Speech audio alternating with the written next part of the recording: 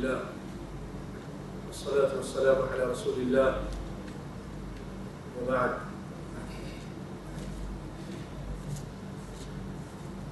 معززان الكرام، السلام عليكم ورحمة الله وبركاته. سورة فاطر اور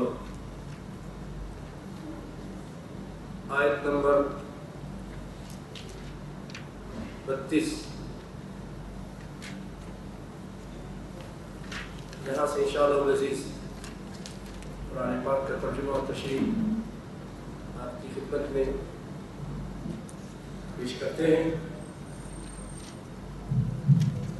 اس دعا کے ساتھ کہ رب العالمین ہمیں قرآن سننے اور اس پر عمل پیرا ہونے کی توفیق عطا فرمائے۔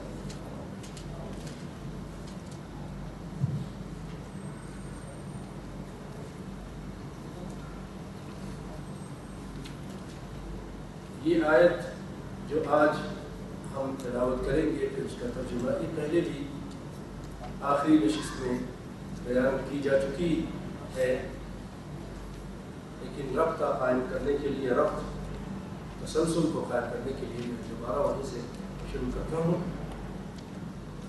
سورۃ فاطر آیت نمبر 32 صفحہ 438۔ آئیے پہلے قرآن پاک کی آیت سنتے ہیں۔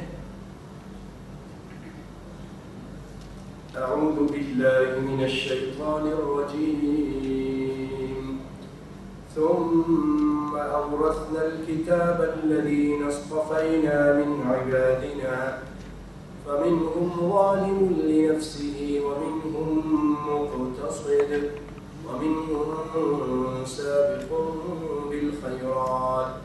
ومنهم سابق بالخيرات بإذن الله ذلك هو الفضل الكبير۔ ترجمہ، ثم اورثنا، پھر ہم نے وارث بنایا، الکتابہ، کتاب کا یعنی قرآن پاک کا، الذی اصطفینا من عبادنا، جن کو ہم نے چن لیا تھا اپنے بندوں میں سے، یعنی اس قرآن پاک کا، اس علم کا وارث بنایا اللہ تعالیٰ نے امت محمد کو۔ اصطفینا جن کو چن لیا، امت محمد ہے، ان کو چن لیا صلی اللہ علیہ وآلہ وسلم۔ اللہ نے اپنے سارے بندوں میں سے ان کو چن لیا اس کتاب کے لیے۔ آپ خوش نصیب ہیں میرے پیارے بھائی، بہت خوش نصیب ہیں کہ اللہ نے آپ کو چن لیا۔ امت محمد مصطفیٰ میں سے ہیں، اسی طرح امت مصطفیٰ بھی ہے۔ آپ کا نبی مصطفیٰ اور آپ بھی مصطفیٰ، یعنی امت مصطفیٰ جس کو اللہ نے چن لیا۔ تو اپنی قدر، آپ اپنی حیثیت کو پہچانیے۔ اللہ تعالیٰ نے سارے امتوں میں سے آپ کو چن لیا اس کتاب کے لیے، تو اس کتاب کو شوق سے پڑھیے، اس کو یاد کیجیے، پھر بھائی اپنے بچوں کو بھی پڑھائیے، اس کی تعلیم دیجیے اور پھر اس کو آگے تک پہنچائیے، حق ادا کیجیے۔ پھر فرمایا فَمِنْهُمْ ظَالِمٌ لِنَفْسِهِ، کچھ ایسے ہیں جنہوں نے اپنے نفسوں پہ ظلم کیا، انہی میں سے کچھ ایسے ہیں جنہوں نے ظلم کیا، گناہ ہو گئے، زیادتیاں ہو گئی۔ وَمِنْهُمْ مُقْتَصِدٌ، اور کچھ ایسے کہ جو درمیانے راستے پہ چلے۔ وَمِنْهُمْ سَابِقٌ بِالْخَيْرَاتِ، اور اسی امت میں سے کچھ ایسے تھے جو نیکی کے کاموں میں آگے بڑھنے والے تھے۔ اللہ اکبر، اللہ کے حکم سے۔ ذَلِكَ هُوَ الْفَضْلُ الْكَبِيرُ، اور یہ بہت بڑا فضل ہے، ایسا کرنا یہ بہت بڑا فضل ہے جو ایسا کرتے ہیں۔ اللہ اکبر۔ پچھلی مرتبہ گفتگو کرتے ہوئے اس میں میں نے یہ بتایا تھا کہ یہ خوشخبری بھی ہے امت محمد کے لیے، جو بھی امت محمد ہے صلی اللہ علیہ وسلم اور اس کو اختیار کرتا ہے، آپ کی نبوت کو مانتا ہے، اللہ کی وحدانیت کو مانتا ہے، لا الہ الا اللہ محمد رسول اللہ پڑھتا ہے، امت میں داخل ہو گیا، شرک نہیں کرتا، کیسا بھی ہے، ظالم بھی ہے، تو اس کے لیے آگے خوشخبری آپ سنیں۔ چلیں آگے چلنے سے پہلے ایک مرتبہ پھر جو یہ مفسر صاحب احسن البیان والے جو اس کی تشریح لکھتے ہیں، اس سے پچھلے جو ہے میں مختصر تفسیر ابن کثیر سے اس کی تشریح کی تھی اور تفسیر کی تھی، آج چلے اس سے بھی سنتے ہیں۔ احسن البیان والے کیا کہتے ہیں؟ وہ کہتے ہیں امت محمدیہ کی 3 قسمیں۔ پہلی قسم جس سے مراد ایسے لوگ ہیں جو بعض فرائض میں کوتاہی اور بعض محرمات کا ارتکاب بھی کر لیتے ہیں۔ امت محمد میں سے ایسے ہے کہ نہیں؟ ہے نا، بہت سارے شراب پیتا ہے، کوئی سنت بھی کھا لیتا ہے، کوئی زنا بھی کر لیتا ہے، بعض لوگ ایسے۔ یا بعض کے نزدیک وہ ہیں جو صغائر کا ارتکاب کرتے ہیں اور انہیں اپنے نفس پر ظلم کرنے والا اس لیے کہا کہ وہ اپنی کچھ کوتاہیوں کی وجہ سے اپنے کو اس اعلیٰ درجے سے محروم کر لیں گے۔ یعنی بعض علماء کہتے ہیں کہ اس میں کبائر شامل نہیں ہیں، فَمِنْهُمْ ظَالِمٌ لِنَفْسِهِ، لیکن اس میں صغائر جو چھوٹے چھوٹے گناہ کرتے ہیں اور ظالم ہو گئے اور اونچے درجے سے نیچے آ گئے۔ اور جو باقی 2 قسموں کو 2 قسم ہیں ان میں سے یہ دوسری قسم یعنی ملے جلے عمل کرتے ہیں، اور بعض کے نزدیک وہ ہیں جو فرائض کے پابند ہیں اور محرمات کے تارک تو ہیں، لیکن کبھی کبھی مستحبات کا ترک اور بعض محرمات کا ارتکاب بھی ان سے ہو جاتا ہے۔ دوسرے درجے والوں میں بھی ایسے ہیں جو کیا کہتے ہیں کہ ملے جلے عمل ہیں، فرائض کے پابند تو ہیں اور محرمات کے تارک ہیں، لیکن کبھی کبھی ان سے ہو چکا ہوتا ہے، بعد میں جا کے بڑے نیک بن گئے، لیکن پچھلی زندگی میں محرمات کے ارتکاب بھی کر چکے تھے، لیکن اب وہ مختصر ہو گئے، چھوڑ دیا ہے، معافی مانگ لی ہے۔ اور آپ کو معلوم ہے إِلَّا مَنْ تَابَ وَآمَنَ وَعَمِلَ عَمَلًا صَالِحًا فَأُولَٰئِكَ يُبَدِّلُ اللَّهُ سَيِّئَاتِهِمْ حَسَنَاتٍ، جو توبہ کر لیتا ہے، اپنی اصلاح کر لیتا ہے اور ایمان لے آتا ہے، إِلَّا مَنْ تَابَ وَآمَنَ وَعَمِلَ عَمَلًا صَالِحًا، پھر ہم نے اچھے عمل شروع کر دیتا ہے، فَأُولَٰئِكَ يُبَدِّلُ اللَّهُ سَيِّئَاتِهِمْ حَسَنَاتٍ، یہ وہ لوگ ہیں کہ جن کی برائیوں کو اللہ تعالیٰ نیکی سے بدل دیتے ہیں۔ اللہ،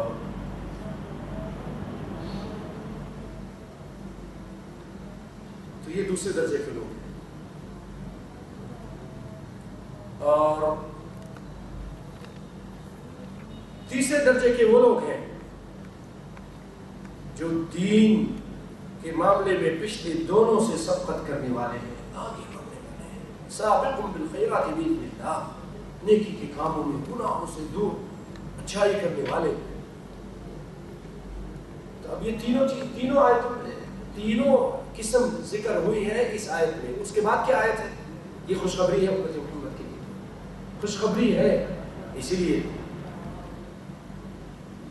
میں نے کہا، پہلے بھی کہا تھا کہ بعض علماء کہتے ہیں سب سے زیادہ ارجا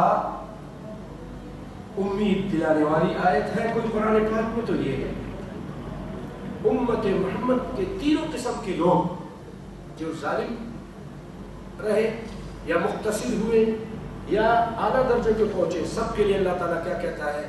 جنات عدن۔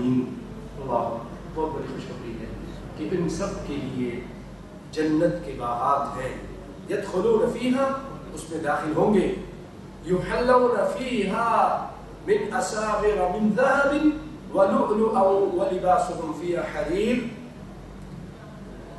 باغات جو ہمیشہ رہنے کے لیے ہیں، یہ لوگ اس میں داخل ہوں گے، سونے کے کنگن اور موتی پہنائے جائیں گے اور پوشاک ان کی وہاں ریشم کی ہوگی، سونا پہنایا جائے گا، سونا، اللہ اکبر، اساور من ذہب، مردوں کو دنیا میں مردوں پر یہ حرام ہے، امت محمد صلی اللہ علیہ وسلم ان کے مردوں پر سونا حرام ہے، نہیں پہننا چاہیے۔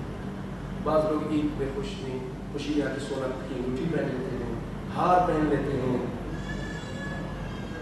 اور شادی کے موقع پر بہت سارے لوگ پہن لیتے ہیں، بیوی نے دیا ہے، بیوی والوں نے دیا ہے، بیوی کے خاندان نے دیا ہے تو انگوٹھی پہن لیتے ہیں، ناجائز حرام ہے، یہ آپ کا لباس ہے اس کے لیے۔ ابھی پچھلے دنوں انڈیا کی ایک خبر آئی تھی، ایک ہندو نے جو جو کبھی غریب تھا پھر بہت امیر ہو گیا، تو اس نے ایک ایسی شرط بنائی ہے، کتنے لوگوں نے اس پہ کام کیا ہے اور کتنے گھنٹے صرف ہوئے. وہ کہتا ہے کہ وہ ایک بڑی سی کوئی کتاب ہے، کوئی ورلڈ بک ہوتی ہے، گنیز بک ہے نا، اس پہ کہتا ہے میرا نام لکھو. وہ پوری قمیص سونے کی بنائی کے پہنا. میں دیکھ کر بڑا الجھ رہا تھا. اللہ جانتا ہے مجھے ایک الجھن سی ہو رہی تھی کہ یہ تو لباس جہنم کا لباس ہے، جہنمیوں کا لباس ہے، سونے کا لباس جو پہنے گا اللہ تعالیٰ جنت میں ان کو محروم کرے گا. اس نہیں جنت میں داخل نہیں. اگر توبہ کی بغیر بڑھ گئی تو یہ لباس نبی صلی اللہ علیہ وسلم نے مسلمانوں پر دنیا میں حرام کیا ہے. اللہ اس کے رسول نے حرام کیا. نہ انگوٹھی نہ کوئی چیز، یہاں تک کہ مرد حضرات کے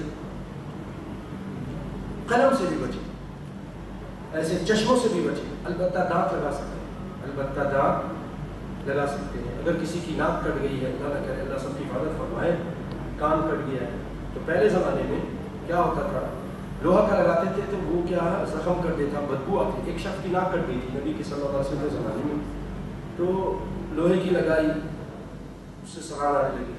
غالباً چاندی کی لگائی، اس سے بھی ایسا ہوا.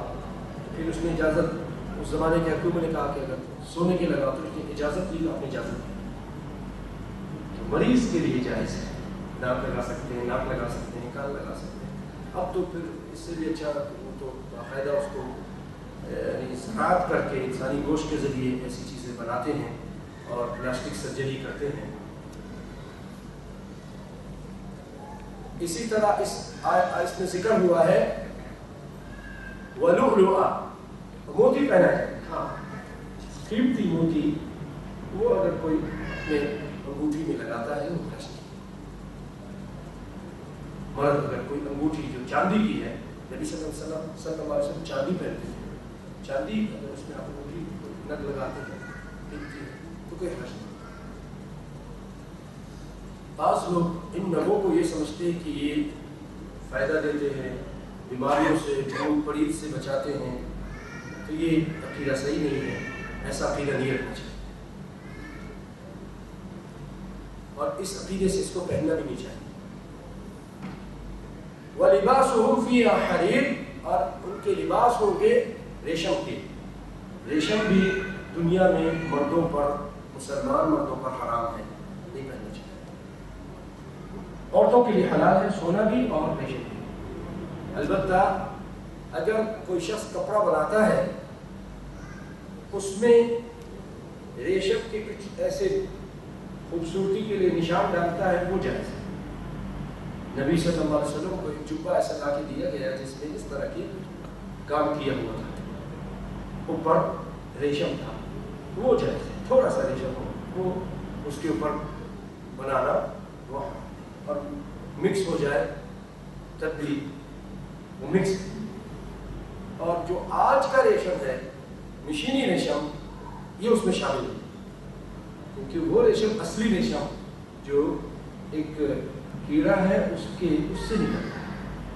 یہ تو جعلی ریشم ہے، اگر کوئی یہ پہنتا ہے تو اس میں تو کوئی حرج نہیں ہے. یہ جعلی ریشم ہے اور پھر اس میں دوسری چیزیں مکس ہوتی ہیں.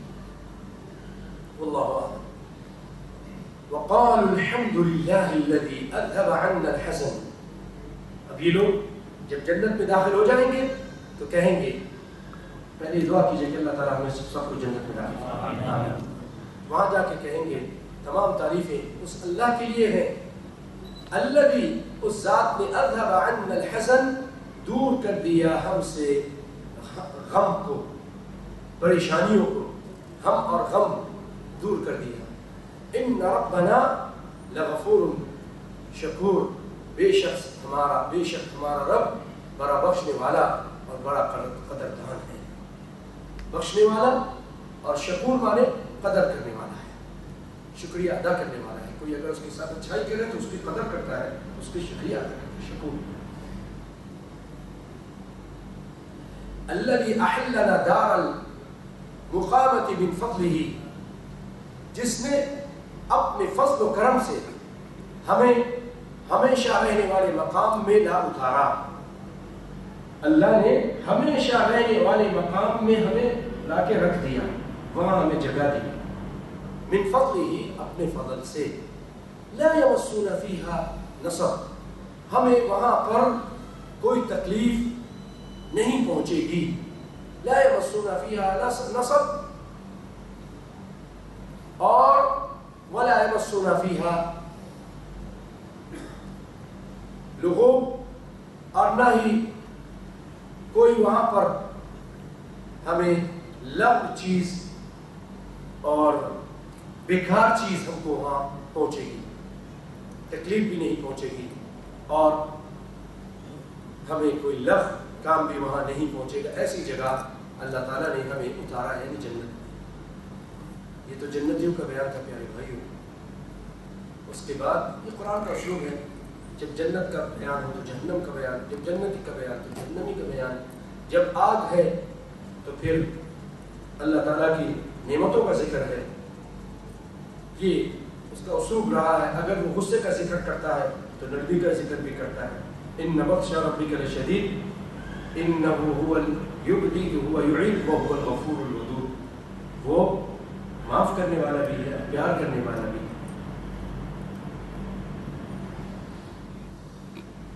کیونکہ ہمارا جو ایمان ہے وہ بھی اسی طرح ہے، بین الرجاء والخوف، کہ اللہ سے ڈرتے بھی رہنا ہے اور اس سے امید بھی رکھنا ہے۔ رجاء اور خوف کے درمیان ہمارا ایمان ہے۔ اور یاد رکھیے، صرف یہ کہ بہت ڈر جانا اللہ سے اور تو معافی نہیں کرے گا، یہ بھی صحیح نہیں، اور بہت امید رکھ لینا کہ وہ تو بس غفور رحیم ہے اور اس کا ڈر ہی ختم کر دیا، وہ بھی صحیح نہیں، درمیانہ راستہ اختیار کرنا چاہیے، ٹھیک ہے۔ لیکن علماء یہ کہتے ہیں جب موت کا وقت ہو تو اللہ سے امید کو زیادہ کر دینی چاہیے کہ اللہ کو فون ہے، موت کا ٹائم ہے، اب وہ اچھی امید رکھے اللہ سے۔ جب اللہ سے اچھی امید رکھتا ہے تو انا علی عند ظن عبدی بھی، میں اپنے بندے کے گمان کے مطابق ہوتا ہوں۔ تو اسی اسلوب کے تحت اللہ تعالیٰ اب جہنمی کا بیان کر رہا ہے، والذین کفروا لہم نار جہنم، اور وہ لوگ جو کافر ہوئے ان کے لیے جہنم کی آگ ہے۔ لفظ کفر سے مجھے ایک بات آج میں چاہتا ہوں اس کا بیان کروں۔ بھائیو، بعض لوگ کہتے ہیں کہ کافر کو بھی کافر مت بولو۔ بھائیو، ان کا یہ مطلقاً کہنا غلط ہے کہ کافر کو اللہ نے کافر کہا ہے۔ قل یا ایھا الکافرون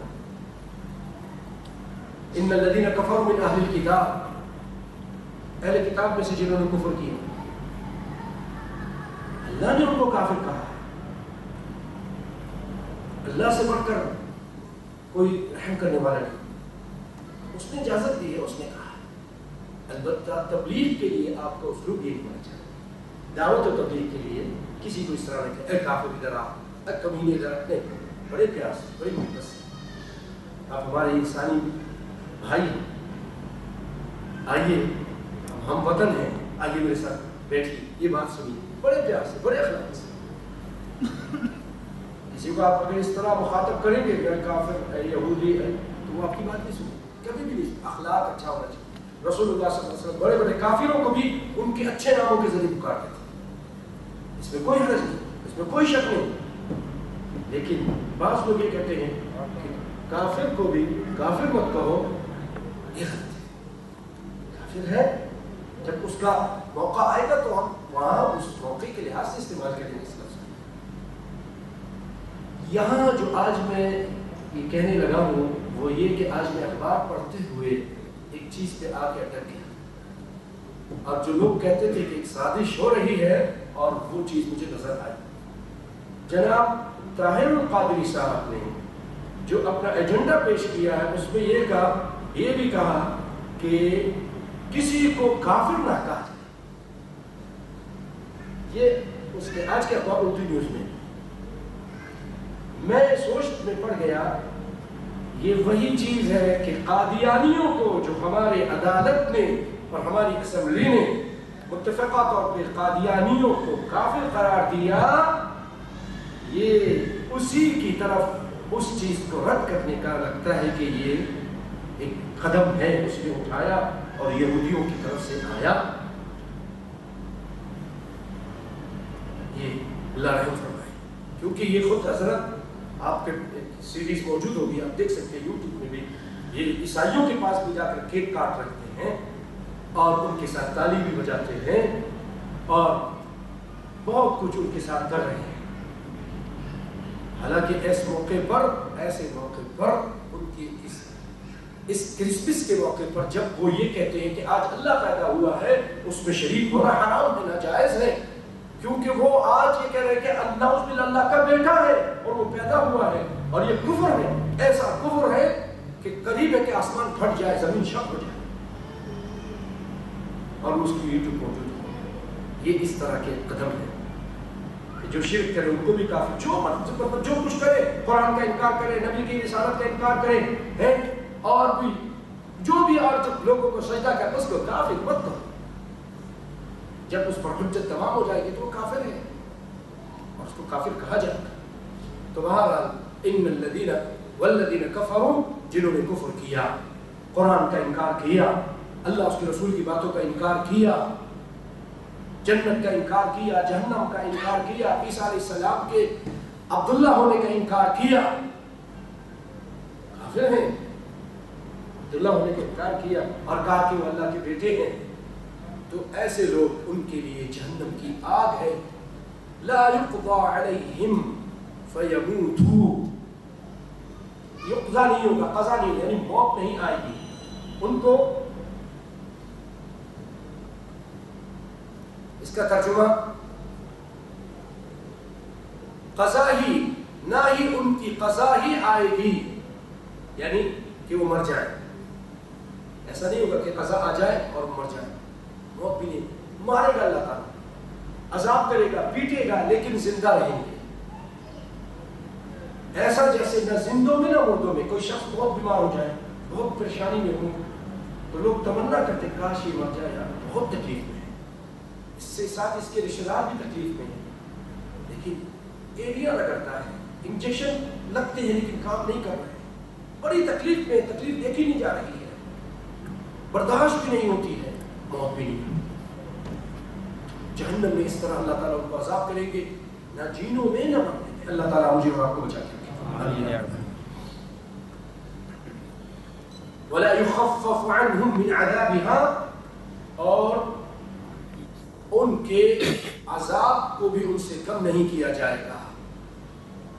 كَذَلِكَ نَجْزِي كُلَّ كَفُورٍ, ہم اسی طرح کی سزا دیتے ہیں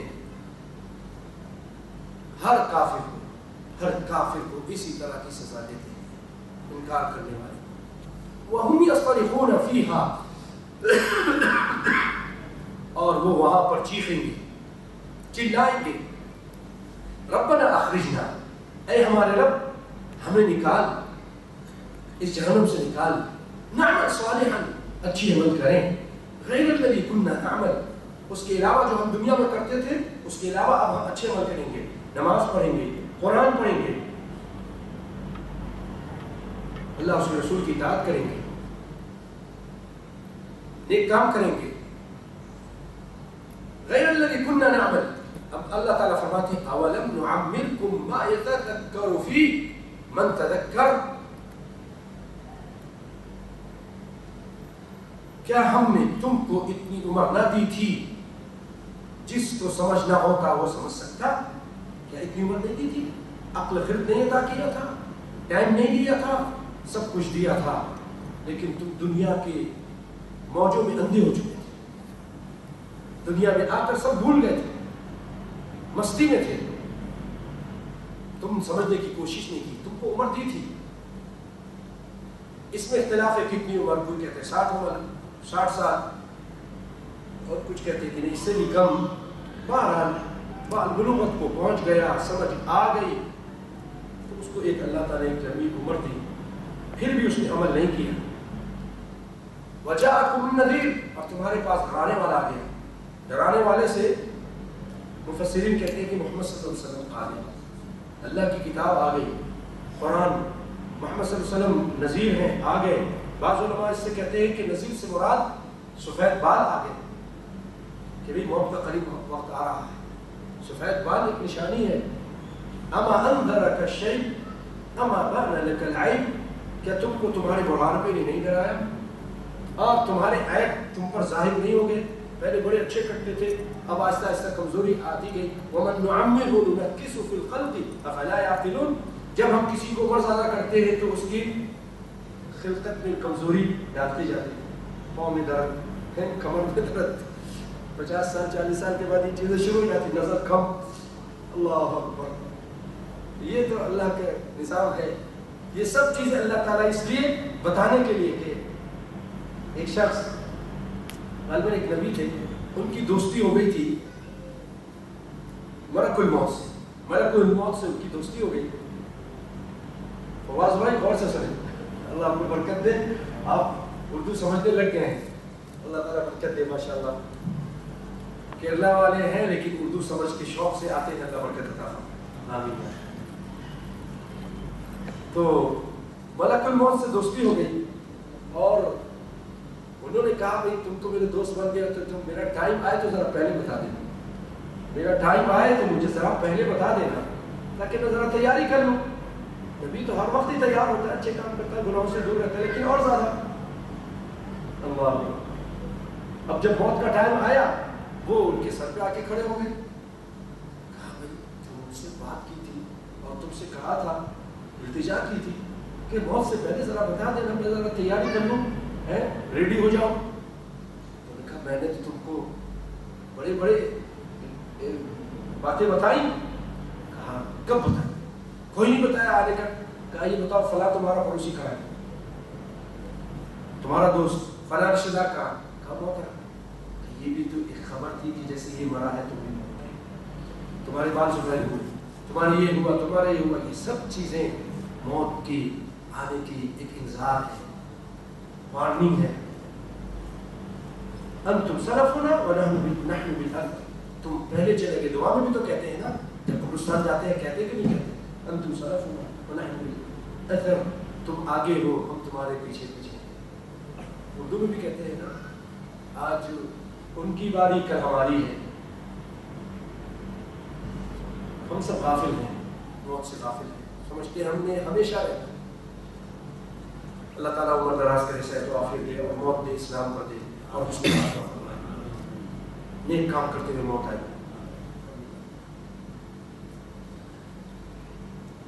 فذوقوا فما للظالمین من نصیر، تو تمہارے پاس ڈرانے والا آ گیا تھا.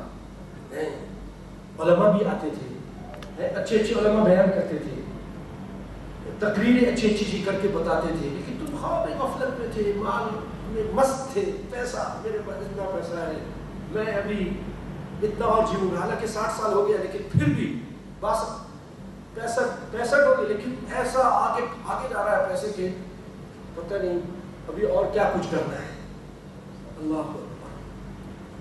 میں آپ کو ایک ایسے بادشاہ کی مثال دیتا ہوں، محمد الفاتح تھے نا، عثمانی خلافت کے، جس نے فتح کیا قسطنطنیہ، جن کے بارے میں رسول اللہ نے بشارت دی تھی. وہ میں ان کو دیکھ رہا ہوں اور وہ ایسے کر رہے ہیں اور وہ سب جنتی ہیں.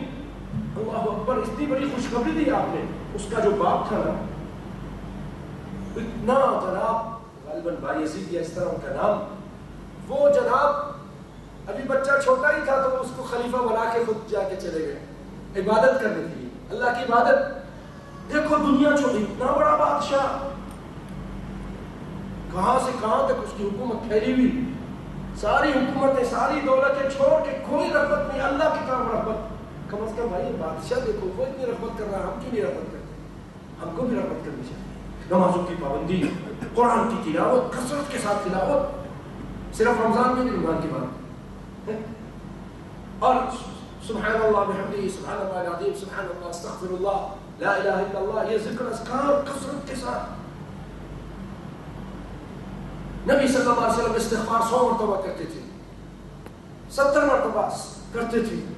امام احمد بن حنبل کا ایک میں نے واقعہ سنا، اللہ اکبر، کہ کہتے کہ جب میں کسی مسئلے میں الجھ جاتا، پریشانی میں الجھ جاتا، 1000 مرتبہ 2000 مرتبہ میں استغفار کرتا. اللہ اکبر. کتنے بڑے امام، کتنے نیک شخصیت، اس کے باوجود اللہ سے بخشش مانگتے. تو اللہ تعالیٰ ان کے لیے وہ چیز 1000-2000 مرتبہ استغفار کرتے تھے تو اللہ تعالیٰ پھر ان کے لیے کہتے پھر مسئلہ آسان کر دیتے. فَقُلْتُ اسْتَغْفِرُوا رَبَّكُمْ إِنَّهُ كَانَ غَفَّارًا. میرے بھائیو اللہ کی طرف رغبت کرنا اور پھر یہ مال اس کو اللہ کے راستے میں خرچ بھی کرو. بعض لوگ ہوتے ہیں کہ صرف زکوٰۃ سے ہی خرچ کریں گے کیونکہ وہ ڈرتے ہیں. چلو بہت اچھی بات ہے, اتنی بات بھی اچھی ہے کہ زکوٰۃ نکالتے ہیں, لیکن یہ بھی یاد رکھیے زکوٰۃ کے علاوہ بھی آپ کے مال پہ حق ہے. صرف زکوٰۃ حدیث صحیح آئی ہے وہ بھی نکالیں. غریب آ جائے نکالے دیں, اللہ کے راستے میں خرچ کریں. زکوٰۃ کے علاوہ بھی کوئی اور اچھا کام کا مسجد بنانی اس میں دیں, کسی اور نیک کام میں دیں. بعض لوگ بس یہ پوچھتے ہیں کہ جو آپ کام بتا رہے ہیں زکوٰۃ لگ جائے گی, اس کا مطلب کیا ہے؟ وہ حضرت صاحب اور کسی سے نہیں دینا چاہتے, زکوٰۃ سے دینا چاہتے. زکوٰۃ تو نکلے گی, اس کے علاوہ بھی تو کچھ نکالو. یہ آخرت کی طرف رغبت ہے بھائیو, رغبت کرنی چاہیے. آگے چلتے ان اللہ عالم غیب السماوات والارض, بے شک اللہ تعالیٰ عالم الغیب ہے, آسمانوں کے غیب کو جاننے والا, زمین کے غیب کو جاننے والا. انہ علیم بذات الصدور, سینے کی بات کو بھی جاننے والا. هو الذی جعلکم خلائف فی الارض, وہ ذات ہے اس نے تم کو زمین پر خلیفہ بنایا, آباد کیا. خلائفہ کے معنی آباد کرنے کا بھی ہے. هو الذی جعلکم خلائف فی الارض, جس نے تم کو زمین میں آباد کیا. فمن کفر فعلیہ کفرہ, جس نے کفر کیا وہ کفر اسی کو, اس کا وبال اسی پر ہے, اسی پر ہے. کفر کرنے والے اللہ کا کوئی نقصان نہیں کرے گا. ومن کفر فعلیہ کفرہ ولا یزید الکافرین کفرہم عند ربہم الا مقتا, اور کافروں کے لیے ان کے کفران کے, ان کا کفر ان کے پروردگار کے نزدیک ناراضگی ہی میں پڑھنے کا باعث ہوتا ہے. ولا یزید الکافرین, اور نہیں کرتا زیادہ کافروں کو ان کا کفر, کفرہم عند ربہم, ان کے رب کے نزدیک, الا مقتا, مقتا کے معنی بہت شدید غصے کے ہیں. ان کا یہ جو کفر ہے, انکار آیتوں کا, اللہ کی باتوں کا, نبی کی باتوں کا, نبی کی حدیثوں کا, اور شرک کرنا اور یہ کفر کرنا اور حرام کاری, یہ ساری چیزیں کیا ہے اللہ کے غصے میں اور زیادہ کرتی ہیں. ولا یزید الکافرین کفرہم الا خسارا, اور پھر آگے فرمایا اور کافروں کے لیے ان کا کفر خسارہ ہی بڑھنے کا باعث ہوتا ہے. خسارے میں خسارہ ہی خسارہ حاصل ہوتا ہے.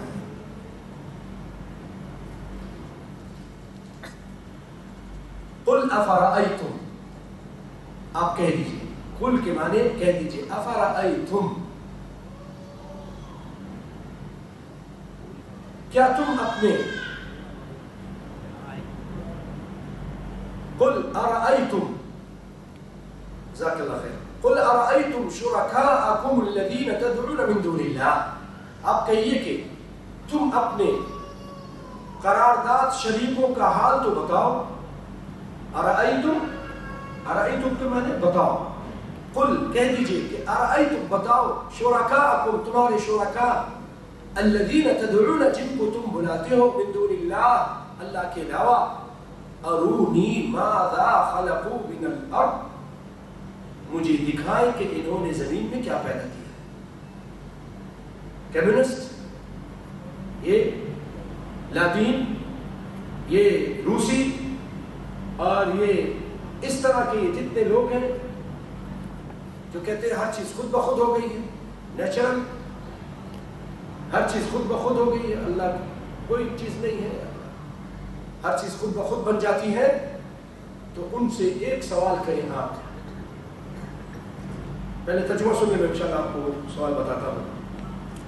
ارونی, اللہ کہہ رہا ارونی, مجھے دکھاؤ, ماذا خلقوا من الارض, انہوں نے زمین میں کیا پیدا کیا. ام لہم شرک فی السماوات, یا ان کی شراکت دار ہے آسمانوں میں. ام آتیناہم کتابا, یا ہم نے ان کو کوئی کتاب دیا جن کو تم پوچھتے ہو, کوئی ہم نے کتاب دی ہے ان کو. فہم علی بینۃ من, وہ اس کے دلیل میں ہو. بل ان يعد الظالمون بعضهم بعضا الا غرورا، بلکہ یہ ظالم ایک دوسرے سے نرے دھوکے کی بات اور وعدہ کرتے آتے ہیں، ایک دوسرے کو دھوکہ دیتے ہیں اور دھوکے کی بات کرتے ہیں اور دھوکے کا وعدہ کرتے ہیں۔ یہ ظالم لوگ، یہ اس طرح کے شرک کرنے والے، اس طرح کے کفر کرنے والے۔ یہ تو تھی بھائیوں یہ آیت۔ اب آئیے، یہ بڑی زبردست آیت ہے، یہ ان لوگوں کا بہت بڑا رد ہے جو یہ کہتے ہیں کہ ہر چیز خود بخود ہوتی ہے، سارا نظام خود بخود چل رہا ہے اور اس کا کوئی چلانے والا نہیں ہے، جیسے کمیونسٹ لوگ بات کرتے ہیں اور لادین قسم کے لوگ بات کرتے ہیں، اور بعض مسلمانوں میں سے بھی وہ دین سے دور ہو کر اس طرح کی بات کرتے ہیں، اللہ کا انکار کر جاتے ہیں۔ ایک ایسے شخص آیا ایک عالم کے پاس، مولانا عبدالخالق رحمانی، بہت بڑے عالم تھے، مولانا عبداللہ ناصر رحمانی کے استاد، ہم بھی کافی ان سے ملے، بڑی اچھی شخصیت، بہت پیارا قرآن پڑھتے تھے قاری عبدالخالق رحمانی، اور انڈیا سے ہجرت کر کے تشریف لائے تھے، بہت علم دیا تھا اللہ تعالیٰ کو، اللہ تعالیٰ ان کو اور سارے علماء کو غریب خدمت فرمائے، جتنے علماء دین کی خدمت کر کے عرب میں ہو، عجم میں ہو، دنیا کے کسی خطے میں تھے، چلے گئے، اللہ صاحب کی بخشش فرما، اور جو اچھے علماء ہیں ربانی علماء کی حفاظت فرما۔ تو بھائیوں ان کے پاس ایسے ہی آدمی آیا تو انہوں نے کہا اچھا مجھے یہ بتاؤ، مجھے یہ بتاؤ تم خالق ہو یا مخلوق ہو؟ تم کہتے ہو نا کہ نہیں مانتا کوئی خالق نہیں، تو مجھے یہ بتاؤ، دیکھو دنیا میں یا تو خالق ہے یا مخلوق ہے، ایک خالق ہے اور اس کا جو اس نے بنایا وہ مخلوق ہے، تو تم بتاؤ کیا ہو؟ خالق ہو تو بتاؤ تم نے کیا پیدا کیا، اور اگر تم مخلوق ہو تو پھر کوئی نہ کوئی تمہارا بنانے والا ہے۔ ارونی ماذا خلق الذین من دونہ، جن کو تم پکارتے ہو مجھے دکھاؤ کہ انہوں نے کیا پیدا کیا ہے۔ اسی لیے اللہ تعالیٰ ایک جگہ ایک حدیث قدسی فرماتے ہیں کہ ان کو چاہیے جب ایک ذرہ پیدا کرے، ایک ذرہ ایٹم یہ بنا کے دکھا دے، کوئی مائی کلال نہیں بنا سکتا۔ آج جو کچھ بھی اگر یہ کچھ سائنسی ترقی کے ذریعے کرے، اللہ کی بنائی ہوئی چیزوں سے کر رہے ہیں، خود کوئی ایٹم ایک ذرہ حدیث میں ہے ایک ذرہ بنا دے جس کو ایٹم بولتے ہیں، نہیں بنا سکتے۔ ارونی ماذا خلق الذین من دونہ، ایک شخص تھا بحرین کا، ایک پروفیسر یا ڈاکٹر ہے وہ بھی، اور وہ اپنے پڑھنے کے زمانے میں، اپنا واقعہ سنایا مجھے اس نے، پڑھائی کے زمانے میں ایک امریکی اس کو پڑھا رہا تھا، تو امریکی نے کہا میں کسی دین کو نہیں مانتا، کسی خالق شالق کو نہیں مانتا، کچھ بھی نہیں۔ تو انہوں نے کہا ٹھیک ہے آپ کی مرضی، مسلمان بھائی نے کہا آپ کی مرضی، آپ آزاد ہیں، جو چیز اختیار کریں آپ مرضی، لیکن کیا مجھے آپ اجازت دیں گے کہ میں آپ سے کوئی سوال کروں؟ کہ آپ ہمارے استاد؟ ہاں، بڑے ادب کے ساتھ کہا میں آپ سے یہ پوچھتا ہوں کہ ایک دریا ہو، اگر ایک دریا ہو اور اس کے اندر ایک کشتی ہو اور وہ خود بخود وہ کشتی چل کے جا رہی ہو آ رہی ہو، ایسا ہو سکتا ہے؟ کہانی ایسا نہیں ہو سکتا، لانچ اسٹیمر جو ہے بغیر کسی چلانے والے کے چلے ہی تو نہیں ہو سکتا۔ کہنے لگے جب یہ چھوٹا سا کام دریا پہ ایک کشتی نہیں چل سکتی بغیر چلانے والے کے، تو یہ چاند سورج ستارے، یہ آسمان و زمین کا نظام اتنا دقیق اور اتنا باریک اور کمپیوٹرائز نظام ہے کہ ٹائم پر ہی نکلتا ہے، ٹائم پر غروب ہوتا ہے، ستارے اور یہ موسم اور یہ ساری چیزیں ہیں، یہ خود بخود ہو سکتا ہے۔ کہ یار تم نے جو بات کی بڑے فتح کی بات کی ہے کہ جب اتنا سا کام نہیں ہو سکتا تو اتنا بڑا کام، یہ سارا نظام اور دن اور رات کا آنا جانا یہ کیسے ہو سکتا ہے؟ مجھے موقع دو، مجھے ٹائم دو سوچنے کی۔ ارونی ماذا خلق الذین من دونہ، مجھے دکھاؤ کہ ان لوگوں نے کیا پیدا کیا ہے۔ اللہ تعالیٰ ہمیں قرآن کی سمجھ عطا فرمائے۔ اس پہ فکر کرنے کی توفیق عطا فرمائے اور اسی کے مطابق زندگی گزارنے کی توفیق عطا فرمائے۔ بھائیوں، میں آپ کے سامنے اللہ کے فضل و کرم سے اسی فقہ الحدیث جو کتاب ہے اس میں سے چند باتیں کر کے آج ایک اہم بات کرنا چاہوں گا، کیونکہ ہمارے ایک ساتھی نے اس کی طرف میری توجہ دلائی تھی، میں چاہتا ہوں اس کو عام بھی کروں۔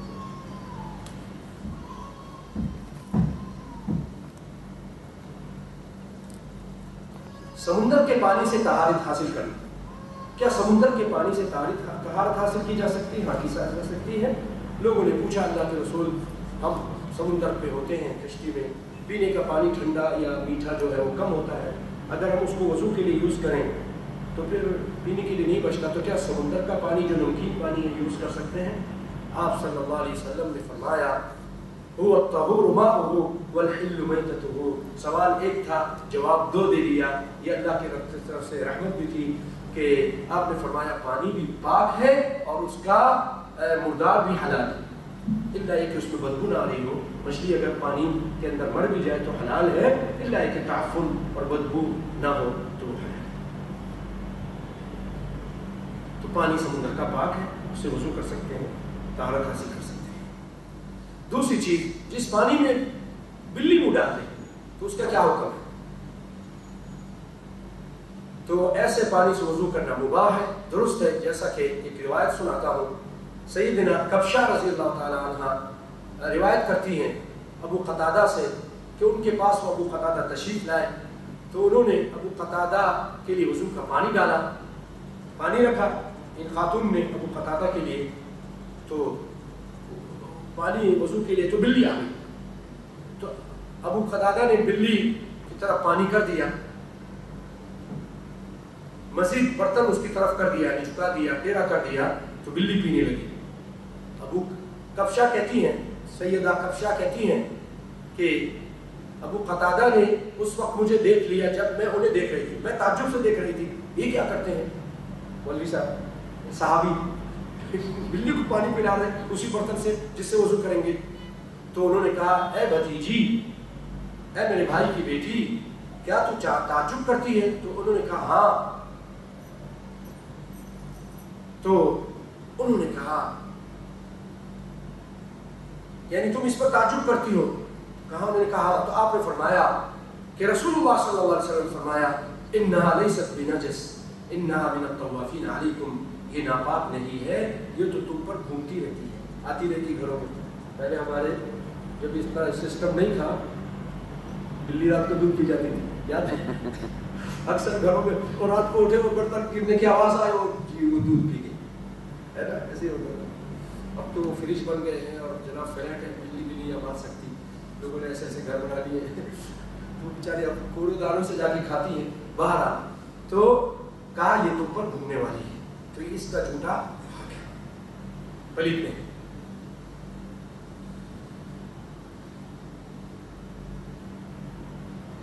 حضرت عائشہ رضی اللہ تعالی عنہا سے مروی ہے، وقد رأيت رسول اللہ صلی اللہ علیہ وسلم يتوضأ بفضلها، کہ بے شک میں نے رسول اللہ صلی اللہ علیہ وسلم کو دیکھا کہ آپ بلی کے بچے ہوئے پانی یعنی جھوٹے پانی سے وضو کر لیتے تھے۔ شافعی، امام احمد اور مالک بلی کا جھوٹا پانی پاک ہے، امام لیث، امام ثوری اور اس طرح۔ البتہ امام حنیفہ بلی کا جھوٹا درندے کے جھوٹے کی طرح نجس ہے، وہ یہ کہتے ہیں،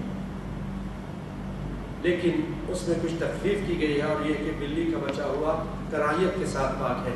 امام حنیفہ رحمۃ اللہ علیہ بڑے امام ہیں، وہ کہتے ہیں کراہیت کے ساتھ پاک ہے۔ ان کی دلیل ہے السنور سبع، بلی درندہ ہے یہ۔ لیکن اس کا جواب سنیے، ایک تو پہلی حدیث جو آپ کے سامنے بیان کی گئی وہ، اور اگر درندہ کہا بھی ہے، یہ روایت جو ہے مسند احمد میں ہے، دارقطنی میں ہے اور حاکم میں ہے کہ آپ نے بلی کو بھی درندوں میں شامل کیا ہے، لیکن درندگی نجاست کو مستلزم نہیں، یعنی یہ ضروری نہیں کہ جو درندہ ہو وہ نجس بھی ہو۔ راجع ائمہ ثلاثہ کا موقف اس کے خلاف ہے اور حدیثوں کے روح سے وہ کہتے ہیں کہ اس کا جھوٹا پاک ہے، جیسے کہ رسول اللہ نے خود بھی پانی یوز کیا۔ اور ایک اور من گھڑت روایت ہے کہ حب الحرۃ من الایمان، بلی سے محبت کرنا ایمان ہے، یہ موضوع اور من گھڑت روایت ہے۔ اسی طرح بھائی برف وغیرہ، برف ہے، اب وہ برف پانی بن گیا پگھل کے، تو کیا اس سے وضو کر سکتے ہیں؟ ہاں جی، اس سے وضو کر سکتے ہیں، کیونکہ ہم یہ دعا ایک پڑھتے ہیں نا، اللہم باعد بینی و بینا، جو آگے پڑھتے ہیں اللہم طہرنی بالماء والثلج والبرد، اے اللہ تو مجھے پاک کر دے پانی سے اور اولوں سے اور برف سے، برف سے اور اولوں سے، ثلج کہتے ہیں برف کو اور برد کہتے ہیں اولوں کو، وہ بھی قسم کا برف ہی ہے، تو اس سے پاک کر دے۔ تو جب پاک چیز ہوگی تو دوسرے کو پاک کرے گی، تو برف وغیرہ سے پانی، اس کے پانی سے وضو کر سکتے ہیں۔ یہ بھی ایک اہم مسئلہ ہے، غسل کر کے میں اپنی بات کروں گا، یہ بات بھی ختم ہو جائے گا۔ ایسے پانی کا کیا حکم ہے جس میں حشرات الارض اور کیڑے مکوڑے گر جائیں؟ بڑا اہم معاملہ ہے۔ مکھی، بچھو یا خنفش یعنی گبریلا کس کو بولتے ہیں گبریلا؟ اردو میں، ہندی اردو ہوگی، خنفش وغیرہ جیسے جانور جن کا خون بہنے والا نہیں، جن کا خون بہنے والا نہیں ہوتا، اگر وہ پانی میں مر جائے تو پانی نجس نہیں۔ امام ابن منذر بیان کرتے ہیں کہ مجھے اس مسئلے میں کسی اختلاف کا علم نہیں، بجز امام شافعی کے دو اقوال ہیں دو اقوال میں سے ایک کے، وہ یہ کہ قلیل پانی نجس ہو جاتا ہے، دوسرا قول یہ ہے کہ نجس نہیں ہوتا، یہی بات زیادہ ہے۔ اس طرح کے کیڑے مکوڑے ہیں جس کا خون بہنے والا نہیں ہوتا، ایسا کیڑا بہت تھوڑا سا خون ہے، بہنے والا نہیں ہے، تو اس کے گرنے سے پانی نجس نہیں ہوتا، اللہ ہے کہ آپ کا دل نہیں کرتا اس پانی کو یوز کرنا، تو اور بات۔ تو امام شافعی کہتے ہیں کہ تھوڑا ہے تو ناپاک ہو جائے گا، دوسرا ایک قول ان کا یہ ہے، لیکن دوسرا قول وہ کہتے ہیں کہ نہیں، ناپاک نہیں ہوگا، تھوڑا کہ نہیں، تھوڑا ہو یا زیادہ ہو ناپاک نہیں ہوگا، اور یہی بات زیادہ صحیح ہے۔ اس کے بعد انشاءاللہ العزیز آئندہ دوسری اہم باتیں ہم سنیں گے۔ اب آ جائیے، جو میں اہم بات کرتا ہوں تھوڑے سے دیر میں، اور بات کو ختم کروں گا میرے پیارے بھائیوں۔ یہ جو دور چل رہا ہے بڑا فتنے کا دور ہے۔ آپ صلی اللہ علیہ وسلم ایسے فتنے کے موقع پر فرماتے کہ گھر کے ٹاٹ بن جائیں، گھر کو اختیار کرو، فتنوں سے دور رہو، اور صحابہ کرام بھی جب ایسے فتنے شروع ہوئے تو تلواریں توڑ دی۔ سیدنا معاویہ اور علی کے جب جنگیں شروع ہوئی تو کہتے ہیں ہم کس کا ساتھ دیں، ہمیں کچھ سمجھ میں نہیں آیا، الگ ہو گئے کہ ہم نہیں کسی کا ساتھ دیں۔ ایسے صحابہ کرام کہ فتنے کے موقع پر جب کوئی چیز واضح نہیں ہو رہی ہو تو ہم دور رہنا چاہیے، فتنوں سے بچنا چاہیے۔ اور بھائیوں، ایک بات یہ بھی یاد رکھیے کہ اللہ تعالیٰ نے انسانوں کی فلاح و بہبود کے لیے نظام قائم کیا ہے حاکم کا، اور جب حاکم بن جائے، کیسا بھی حاکم ہو، ظالم ہو، جابر ہو، فاسق ہو، فاجر ہو، زانی ہو، آپ کا حاکم ہے، وہ کفر بواہ نہ کرے، کفر کھلا کفر کرے، اور کفر یعنی اسلامی چیزوں کا انکار کرے، میں نہیں مانتا قرآن کو، میں نہیں مانتا اس کو، کفر انکار کرتا ہے، تو اس کی اطاعت جائز نہیں، ورنہ کیسا بھی حاکم ہے اور فاسق و فاجر ہے اور پورا اسلامی نظام نافذ نہیں کیا اس نے، تب بھی اس کی آپ اطاعت کریں گے، وہ کافر نہیں ہے۔ بعض لوگوں نے کہا قرآن کی آیت سے کہ وَمَن لَمْ يَحْكُمْ بِمَا أَنزَلَ اللَّهُ فَأُولَٰئِكَ هُمُ الْكَافِرُونَ، جو اللہ کے نظام کو اور اللہ کے حکم کو زمین پہ نافذ نہیں کرتے وہ کافر ہیں۔ یہ چیز لا کر بہت سارے لوگ اس دور میں حکمران کو کافر قرار دے کر کہتے ہیں ان سے جہاد کرو، ان سے قتال کرو، یہ کافر ہو چکے ہیں، اللہ کے نظام کو زمین پر نافذ نہیں کر رہے۔ یہی بات سیدنا عبداللہ بن عباس کے زمانے میں ہوئی، لوگوں نے سیدنا علی کے خلاف کہا کہ انہوں نے اللہ کے نظام کو نافذ نہیں کیا، اللہ کا حکم نہیں مانا، قرآن کا حکم نہیں مانا، اور موسیٰ اشعری کو حاکم بنا لیا، اس طرح کی بات کر کے تو بس کافر ہو چکے ہیں، ہم ان کو نہیں مانیں گے، خارجی بن گئے۔ تو سیدنا ابن عباس نے اس وقت یہ تفسیر کی کہ یہ کفر ہے، لیکن دون کفر، وہ کفر نہیں جو ملت سے نکال دے۔ کفر کیا ہے؟ یہ اللہ کی نافرمانی، اللہ کی نافرمانی ہے۔ تو اگر آج ہمارے حکمران جو بھی ہیں پورا نظام اگر انہوں نے نافذ نہیں کیا ہے تو وہ کافر نہیں کہ وہ قتل واجب القتل ہو اور ان کے خلاف خروج کیا جائے۔ جب تک وہ کہ آپ صلی اللہ علیہ وسلم فرماتے جب تک وہ تم میں نماز قائم کرتے رہیں تم خروج مت کرو۔ تو اس وقت جیسا ہمارے ملکوں میں ہوتا ہے، لوگ جلد سے جلوس نکال کر حاکم کے خلاف نکل جاتے ہیں، یہ جائز نہیں ہے، یہ جائز، اسلام میں یہ چیز جائز نہیں ہے۔ اور آج جو ہمارے یہاں نوجوانوں نے عراق میں اور سوریہ میں یہ ایک تنظیم بنا لی اور مسلمانوں کے خلاف جہاد شروع کر دی، اب تو بات واضح ہو گئی ہے کہ یہ اصل میں ایجنٹ ہے۔ یہ جو ایک شخص ہے جو اپنے آپ کو خلیفہ کہلا رہا ہے، وہ بات واضح ہو گئی کہ یہ اصل میں یہودی ہے، شمعون نام تھا اس کا، اور ایک شخص بغداد میں رہتا تھا اسی نام کے، وہ مر گیا تھا تو اس کی جگہ پر آ کر اس نے اپنا نام وہ رکھ لیا اور اس کی تربیت کی گئی۔ اس کی دونوں تصویر آئی ہیں جب وہ تربیت حاصل کر رہا تھا امریکہ میں یا پتن کہاں پر، اور بعد میں وہ تقریر کر رہا ہے، ایسے داڑھی رکھی ہوئی ہے، اور تو ابھی یہ بن گیا ہے۔ تو اور یہ لوگ ان سے کافر محفوظ ہیں، ان سے اور دیگر لوگ محفوظ ہیں، اگر ان کے زد میں ہیں تو مسلمانوں کو قتل کریں۔ آیت الکرسی سنا نہیں سنا قتل نہیں بنا، جیسے ہمارے ساتھ میں پاکستان داڑھی کاپتے تھے، داڑھی چھوٹی ہوئی تو اس کو سزائیں دیتے تھے، اور اس طرح کے یہ لوگ یعنی دین کو انہوں نے صحیح سمجھا نہیں ہے۔ یہ فتنے کے دور ہیں، ایسے ہی فتنے کے دور میں ایسے لوگوں سے دور رہیں اور اپنے بچوں کو یاد رکھیے جہاد۔ آج بعض لوگ، ایک بھائی نے اسی طرح سوال کیا تھا کافی، تو کہا کہ یہ جو ظلم ہو رہا ہے غزہ میں اور یہ جو ہو رہا ہے یہ ہو رہا ہے تو کب جہاد کا ٹائم ہے؟ میں نے اسی ہی کہا اور آپ سے بھی کہتا ہوں کہ دیکھیے جہاد ہوتا ہے، اس کے کچھ شروط ہیں، اس کے لیے حاکم کی اجازت ضروری ہے۔ حاکم اجازت لیتا ہے، علماء کے مشورے سے اجازت دیتے ہیں، بڑے بڑے علماء ہیں، سعودیہ میں بڑے بڑے علماء ہیں، یہاں بھی ہیں ماشاءاللہ، سب جگہ ہیں۔ اور علماء آپ کو معلوم ہے کہ اللہ تعالیٰ ہر دور میں رکھے گا، خود اس نے کہا فاسألوا اہل الذکر، اہل ذکر سے پوچھو، علماء سے پوچھو۔ اگر علماء کسی دور میں ختم ہو گئے ہیں تو اللہ کیوں کہہ رہا ہے علماء ہر دور میں رہیں گے؟ تبھی تو اللہ کہہ رہا ہے کہ علماء سے پوچھو۔ اور علماء ربانی ہوتے ہیں اور وہ بہت دور دیکھتے ہیں، اور اس کے کچھ شروط ہیں کہ آپ یہ دیکھیں کہ اگر آپ نے اٹیک کیا یا جنگ شروع کی تو آپ کے اس جنگ کرنے سے فائدہ ہوگا یا نقصان؟ اگر نقصان زیادہ ہے تو نہیں کریں، صبر کریں، اور یہ سب یہ لوگ دیکھتے ہیں اس کے تحت۔ اور اگر نہیں کرتے ہیں علماء، یہ خود علماء اللہ کو جواب دیں گے، حاکم جواب دیں گے، آپ خود نکل جائے جنگ کرنے کے لیے، یہ کسی طرح بھی جائز نہیں ہے۔ آپ اپنے بچوں کو بھی کنٹرول رکھیں اور اس طرح ان کو اس جگہ بھیج دیں، اور ایسی تنظیموں سے جہادی تنظیمیں بن گئیں اور بچوں کو لے جا کے یہاں سے کیا ہو رہا ہے وہاں لے جا کر بیچ دیا جاتا ہے، اغوا کر دیا جاتا ہے، قتل کر دیا جاتا ہے، آپس میں لڑنا شروع کر دیتے ہیں۔ کتنا اس طرح عراق میں ہوا اور اس سوریہ میں ہو رہا ہے۔ تو بھائیوں، جب جہاد کا ٹائم آئے گا، جب علماء اجازت دیں گے، بڑے علماء، کبار علماء، اور حاکم اس کی اجازت دیں گے، کیونکہ آپ نے فرمایا حاکم یہ ڈھال ہے، اس کے پیچھے سے جہاد کیا جاتا ہے،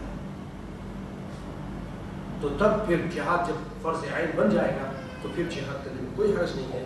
لیکن اس وقت آپ اپنے آپ سے جہاد کیجیے، علم حاصل کیجیے، نمازیں پڑھیے، بچوں کی تربیت کیجیے، یہی سب چیزیں جہاد ہے۔ تبلیغ کیجیے، یہ بھی جہاد ہے۔ آپ یہ دیکھیے آج جذبات میں آ کر ہمارا دین جذبات میں نہ آتا ہے، نہ اس کو کھیلنے کی اجازت دیتا ہے۔ میں آپ سے پوچھتا ہوں اسلام کی چوٹی کیا ہے؟ کون بتائے؟ کیا کس چیز کو اسلام کی چوٹی کہا ہے؟ جہاد کو اسلام کی چوٹی کہا ہے، جہاد کو کہا ہے۔ صلاح الدین صاحب جزاک اللہ۔ اب مجھے یہ بتائیے آج یہ بڑے بڑے باتیں کرنے والے، سعودیہ پہ اٹیک کرنے والے، اسلامی ممالک پہ اٹیک کرنے والے، اور نواز شریف اور دیگر جو بھی اسلامی ہے ہمارا حاکم رہا اس کے دن رات خلاف بولنے والے، میں ان سے پوچھتا ہوں اسلام پہ تم کتنے عمل کرنے والے؟ جہاد تو بہت بڑی چیز ہے، بہت اونچی چیز ہے، چھلانگ لگا کے جہاد کرنا چاہتے ہو؟ جہاد سے پہلے توحید کو اپناؤ، نبی کی رسالت کو اپناؤ، نمازوں کی پابندی کرو، اپنے بچوں کی صحیح تربیت کرو، اپنی بیویوں کو پردہ کراؤ، گانے بجانوں سے دور ہو، اسلام کو اپنے اوپر تو نافذ کرو، اسٹیپ بائی اسٹیپ پھر اوپر پہنچو۔ یہ کیسے ہو سکتا ہے؟ بات سمجھ میں آ رہی ہے کہ اچانک آپ چھلانگ لگا کے جی جہاد کرنا ہے، اب تیرا حال ساری، تیرا نوکری سود پر، تیرا کھانا سود پر ہے، تیری بلڈنگ سود پر، تیری کار سود پر، اور جہاد کے لیے بات کرتا ہے اور گالیاں دیتا ہے دن رات ان علماء کو اور ایسے حاکموں کو جو دین کا کام کر رہے ہیں۔ اس وقت اللہ کے فضل و کرم سے دیکھیے جتنے بھی لوگ ان کی زبانیں کالے لباسوں والوں کی زبان بولتی ہے۔ پتہ ہے ایک ہوتا ہے، ایک صاحب گئے، کچھ خاص دن آگے تھے ملنگ، تو اس نے کالا لباس نہیں پہنا تھا، تو اس کے پاس ایک آدمی آیا، کہا او ملنگا وہ کی گل ہے تو کالا لباس نہیں پہنے آپ؟ اس نے کہا حضرت دل کالا ہونا چاہیے، دل کالا ہو تو کوئی بات نہیں۔ تو یہ ہر وقت دنیا میں دو پلی، آل یہود آل سعود، اس طرح کی باتیں کرتے ہیں۔ تم اپنا دیکھو، تم اپنے آپ کو دیکھو، رہے اوروں کے عیب نکال کے اے ہنر، جب اپنے عیبوں پر نظر پڑی تو کوئی دنیا میں برائی نہ رہا۔ اپنے آپ کو دیکھو، تم دوسرے پہ جب اس طرح اشارہ کرتے ہو ٹھیک ہوں، یہ اپنی طرف آتی۔ آج ہمارا کریکٹر کیا ہے، ہمارا معاملات کیا ہے؟ وہ اگر چلو بہت گناہ کرتے ہیں، بہت فاسق و فاجر ہیں، لیکن توحید میں وہ آنچ نہیں آنے دیتے ہیں، ایک شرک کا اڈا قائم نہیں ہے، ہمارے یہاں گلی گلی شرک کے اڈے قائم ہیں۔ اپنے آپ کو پوجا کرا رہا ہے ایک شخص اور کوئی اس کو کچھ کر نہیں سکتا ہے، طاغوت ہے جو اپنے پوجا اور اپنے سجدے کے لیے راضی ہو رہا ہے کہ نہیں ہمارے ملک میں۔ فحاشی اور بے حیائی ایک طرف، یہ کرنے والا شخص اگر جہنم میں بھی گیا تو پھر بھی معاف ہو جائے گا، لیکن شرک کرنے والا کبھی نہیں معاف ہوگا۔ اور اللہ کے فضل و کرم سے یہ دیکھیں اس طرح یہ قرآن پاک اردو میں انہوں نے چھاپا، پاکستان سے عالم کو بلایا، یوسف صلاح الدین صاحب کو، صلاح الدین یوسف صاحب کو، اور ان کا خرچہ دے کر قرآن پاک کی شائع کیا، فری میں لاکھوں قرآن۔ اسی طرح زندہ زبانوں میں، فلپینی میں، پتہ نہیں سنہالی میں، سنگالی میں، انڈیا کی زبانوں میں، چینی میں، سب میں قرآن پاک شائع ہو رہا ہے، حدیث پاک شائع ہو رہی ہے، توحید کی کتابیں شائع کرتے ہیں، حاجی آتے ہیں ان کو کتابیں بھر بھر کے دیتے ہیں۔ حج کے لیے کتنا اچھا انتظام کر دیا ہوا ہے، پہلے لوگ آتے تھے قتل ہو کے جاتے تھے، مر جاتے تھے، یہ نظر نہیں آتا۔ دین کے ہر وقت گالی دیں گے کسی اور کو، اس کو گالی نہیں دیں گے جو یہ غلط کام کر رہا ہے، یہ جو اپنے آپ کو سجدہ کرا رہا ہے، گالی دیں گے تو جو دین کا کام کر رہا ہے۔ اگر جہاد کا ٹائم آئے گا وہ زیادہ سمجھتے ہیں کہ کس وقت جہاد کرنے میں ہمارا فائدہ ہے تو کریں گے۔ نبی صلی اللہ علیہ وسلم کتنا انتظار کیا، جب انتظار کیا، جب دیکھا آپ کی بیٹی کا حمل ضائع کیا گیا پھر بھی نہیں جہاد کیا، آپ کو گھر سے نکالا گیا پھر بھی جہاد نہیں کیا۔ آپ صلح حدیبیہ میں کس طرح نرمی کے ساتھ انتظار کرتے رہے، موقع کا معاہدے کرتے رہے یہودیوں سے، جب اللہ نے موقع دیا پھر جہاد کیا۔ جنگ خندق کے بعد کتنے دیر کے بعد جا کے کیا۔ یہ نبی کی تعلیم ہے کہ جب موقع آئے گا، یہ اس وقت آپ بتائیے، میں آپ سے پوچھتا ہوں کتنا ہمارا روشن تاریخ ہے، اللہ کے فضل و کرم سے ہماری فتوحات سے بھری ہوئی ہے کہ جب سے اسلام آیا ہم فتح کرتے رہے، آگے بڑھتے رہے۔ یہ تھوڑا ٹائم ایسا آیا جب تاتاریوں نے اور مغول نے حملہ کیا تھا، اس وقت ہم پر ایک زوال سا آیا، اور یہ دور ہے تھوڑا سا ہماری بدعمالیوں کی وجہ سے، ہمارے اللہ اس کے رسول کے ساتھ بے وفائیوں کی وجہ سے، ہمارے گناہوں کی وجہ سے، ظہر الفساد فی البر والبحر بما کسبت ایدی الناس، ہمارے گناہوں کی وجہ سے یہ آیا ہے دور۔ جب ہم ٹھیک ہو جائیں گے، نماز روزے کے پابند ہو جائیں گے تو اوپر بھی چلے جائیں گے۔ جہاد بھی اللہ تعالیٰ پھر ہمارے لیے جہاد کو بھی کوئی ایسا حاکم بھیج دے گا کہ جہاد ہو۔ اللہ تعالیٰ ہمیں فتنوں سے بچنے کی توفیق عطا فرمائے اور اس طرح کی ہر تنظیم سے اپنے آپ کو بچا کے رکھیں۔ وآخر دعوانا الحمدللہ رب العالمین۔ اللہ تعالیٰ برکت عطا فرمائے اور دین دنیا کی بھلائی دے۔ السلام علیکم۔